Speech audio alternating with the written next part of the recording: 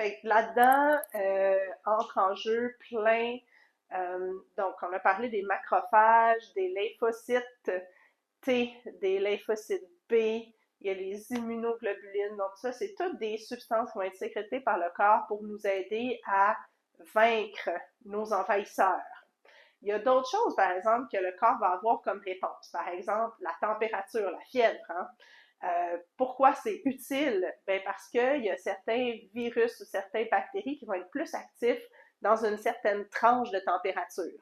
Donc, quand on va plus haut que cette tranche de température-là, on inactive ou on rend moins actifs les virus ou les bactéries. Évidemment, on s'affaiblit aussi parce que nous aussi, on est moins actifs quand on a de la température. Fait que c'est une réponse du corps qui est utile, mais euh, discutable, on va dire ça. Après ça, il y a l'inflammation aussi. OK? Fait qu'est-ce qui caractérise l'inflammation? C'est bien simple, de la rougeur, de la douleur et de la chaleur. OK? Fait que généralement, ça, c'est trois signes qui ne trompent pas, il y a de l'inflammation. Après ça, l'autre chose qui est importante de savoir sur l'inflammation, les symptômes inflammatoires vont surtout se manifester pendant la nuit. OK? Parce que le corps est en mode, est pas en état d'alerte, et donc il y a une augmentation du flot circulatoire au niveau viscéral et organique et non pas dans les muscles. Ceci dit, il peut y avoir de l'inflammation au niveau musculaire aussi, OK?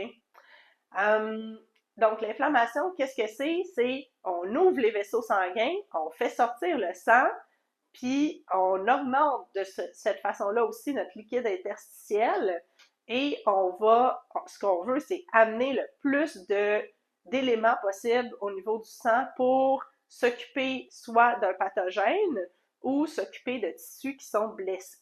Donc, ça, c'est l'inflammation. Après ça, on a d'autres mécanismes de défense aussi. On a, par exemple, si on a des pathogènes qui rentrent au niveau des voies respiratoires, on va produire du mucus. Le but, c'est de capturer les pathogènes et de pouvoir les éliminer. OK?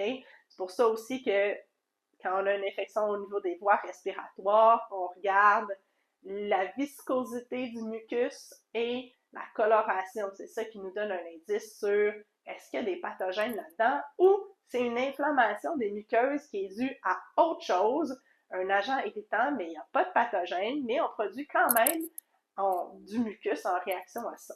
OK? Après ça, il y a toutes les belles bactéries qui sont sur notre peau, entre autres, et qui nous protègent.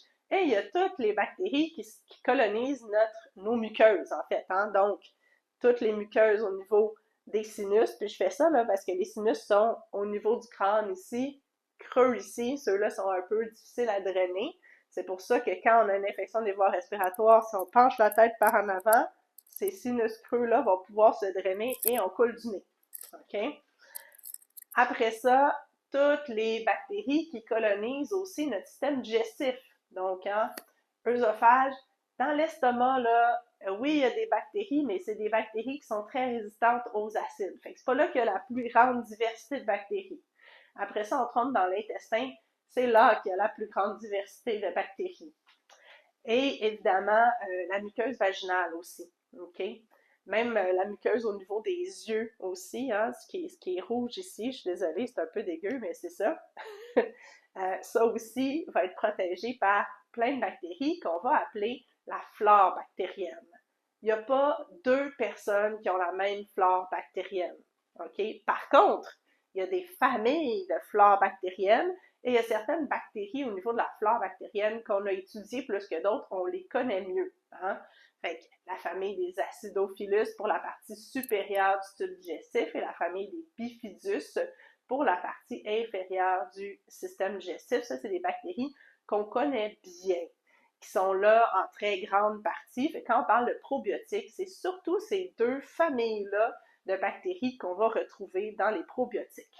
Maintenant, ce qu'on sait sur les probiotiques, c'est qu'ils aident à restaurer l'équilibre de la flore bactérienne après, par exemple, avoir pris des antibiotiques. Parce que les antibiotiques, évidemment, vont détruire les mauvaises bactéries, mais vont aussi détruire les bonnes bactéries.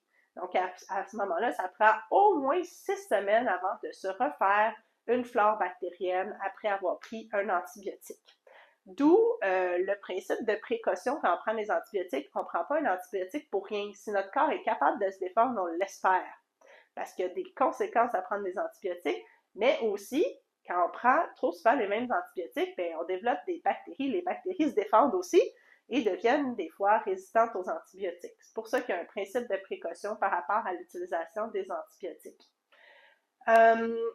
Les autres médicaments qui peuvent nous aider dans le cas d'une infection, les antirétroviraux, si c'est une infection virale, qu'on va aussi donner avec beaucoup de précautions, hein? Donc pas pour n'importe quelle infection virale, et les antifongiques qui sont plus pour les infections à champignons, comme le pied d'athlète ou le candida qu'on connaît bien. Après ça, qu'est-ce qui va nous aider à part ça? C'est d'avoir évidemment un terrain qui est en santé, OK? Ça, on rentre sur un terrain controversé, je vais juste le mentionner, dans le sens que normalement, hein, quand on est en santé, en forme, on a bien dormi, on a un bon niveau d'énergie, on mange pas trop de sucre, on n'est pas diabétique, notre corps va être capable de bien combattre les infections, et puis on va être moins gravement malade. Est-ce qu'on va être moins exposé à des infections? Pas nécessairement. Puis là, c'est toujours à deux tranchants cette affaire-là parce que plus on se protège contre les infections, c'est-à-dire mesures sanitaires, je mets mon masque, mes gants, j'utilise du Purell, je ne suis plus exposée aux infections et mon système immunitaire s'affaiblit. C'est-à-dire qu'il ne travaille pas ses cellules mémoire et il est moins actif. Et donc, il y a de fortes chances que quand j'enlève tout ça, si je suis malencontreusement exposée à un agent pathogène, je sois plus malade parce que mon corps va prendre plus de temps à réagir. Voilà, c'est tout pour aujourd'hui. Merci.